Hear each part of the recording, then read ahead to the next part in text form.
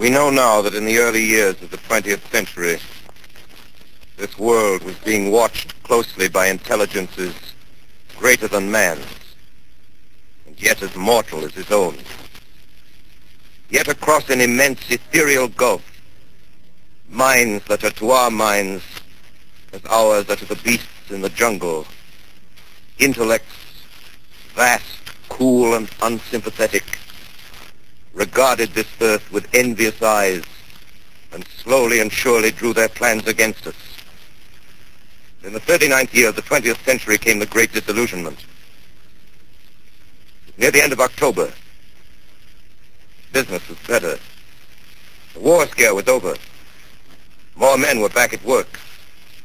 Sales were picking up.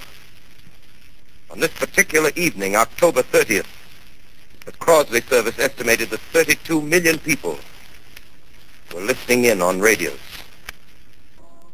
We are ready now to take you to the Princeton Observatory at Princeton, where Carl Phillips, our commentator, will interview Professor Richard Pearson, famous astronomer.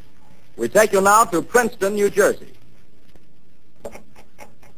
Good evening, ladies and gentlemen. This is Carl Phillips speaking to you from the observatory at Princeton. Professor, may I begin our questions? At any time, Mr. Phillips. Professor, would you please tell our radio audience exactly what you see as you observe the planet Mars through your telescope? Nothing unusual at the moment, Mr. Phillips. A red disk swimming in the blue sea. Transverse stripes across the disk. Quite distinct now because Mars happens to be at the point nearest the Earth, in opposition, as we call it. In your opinion, what do these transverse stripes signify, Professor Pearson? Not canals, I can assure you, Mr. Phillips. Safe. Although that's the popular conjecture of those who imagine Mars to be inhabited. From a scientific viewpoint, the stripes are merely the result of atmospheric conditions peculiar to the planet. Then you're quite convinced, as a scientist, that living intelligence as we know it does not exist on Mars? I say the chances against it are 1,000 to 1. And yet, how do you account for these gas eruptions occurring on the surface of the planet at regular intervals? Phillips, I cannot account for it.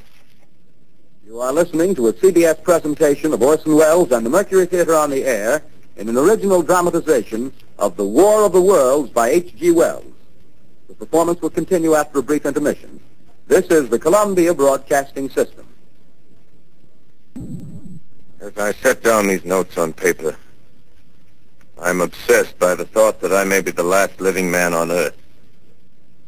Presently, with an odd feeling of being watched, I caught sight of something crouching in a doorway. I made a step towards it. It rose up and became a man. Stop! Where did you come from? I come from many places. A long time ago, from Princeton. Princeton, huh? That's near Grover's Mill. Yes. Grover's Mill.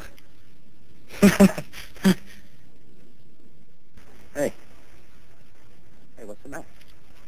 Where are you going? Not to your world. Bye, stranger. Strange it now seems to sit in my peaceful study in Princeton, writing down this last chapter of the record, begun at a deserted farm in Grover's Mill.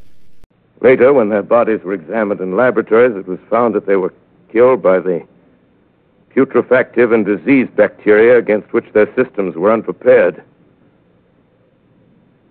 Slain, after all, man's defenses had failed by the humblest thing that God, His wisdom, has put upon this earth.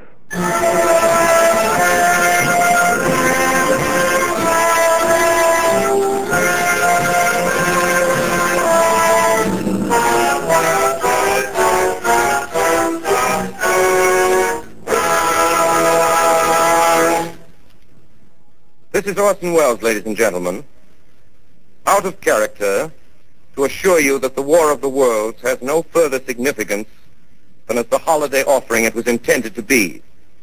The Mercury Theater's own radio version of dressing up in a sheet and jumping out of a bush and saying boo. So goodbye, everybody, and remember, please, for the next day or so, the terrible lesson you learned tonight. That grinning, glowing, globular invader of your living room is an inhabitant of the pumpkin patch, and if your doorbell rings and nobody's there, that was no Martian, it's Halloween.